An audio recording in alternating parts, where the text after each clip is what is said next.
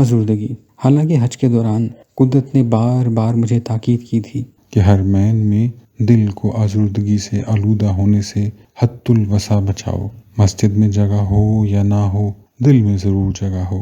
سجدہ کرنے میں کتنی ہی تکلیف کیوں نہ ہو، نماز میں توجہ قائم رہے یا نہ رہے، چاہے کچھ بھی ہو جائے، دل میں غصہ یا خفگی یا آزردگی پیدا نہ ہو، کیونکہ یہاں مثبت رویہ سے بڑھ کر کوئی اور تفصیل اہم نہیں۔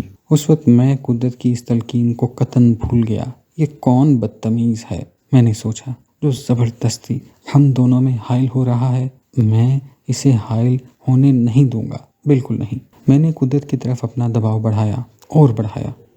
اس کے ساتھ ہی میرے غصے میں مزید اضافہ ہو گیا۔ بھلے مانس، اول تو اس صف میں اب گنجائش ہی نہیں، اور اگر آنا ہے تو بے شک آ جا، قدرت کے دائیں ہاتھ آ جا یا میرے بائیں ہاتھ آ جا۔ یہ کیا تک ہے کہ تو زبردستی ہم دونوں کے درمیان گھسنے پر مصر ہے؟ کوئی بات ہے بھلا؟ نہیں نہیں، میں تجھے ادھر گھسنے نہیں دوں گا۔ میں نے قدرت کی طرف اپنا دباؤ اور بڑھا دیا۔ اگر امام کچھ دیر اور توقف کرتا تو میں اپنا دباؤ قائم رکھتا، لیکن امام نے نیت باندھ کر تکبیر پڑھ دی اور میرے ہاتھ اوپر کو اٹھے اور وہ شخص ہم دونوں کے درمیان گھس کر کھڑا ہو گیا۔ اس پر مجھے اتنا غصہ آیا کہ میں بھول گیا کہ کہاں ہوں، کون ہوں، کیا کر رہا ہوں۔ مسجد میری نگاہوں سے روپوش ہو گئی۔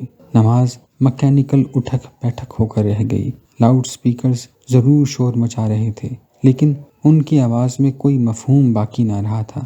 میرے دل میں غصے کی کھچڑی پکتی رہی، ابال آتے رہے، جھاگ اٹھتی رہی۔ نماز کا چھکڑا گاڑی باندھ کے بغیر چلتا رہا، حتیٰ کہ امام نے سلام پھیر دیا۔ جب میں نے داہنے ہاتھ دیکھتے ہوئے سلام پھیرا تو حیرت سے میں بت بن کر رہ گیا۔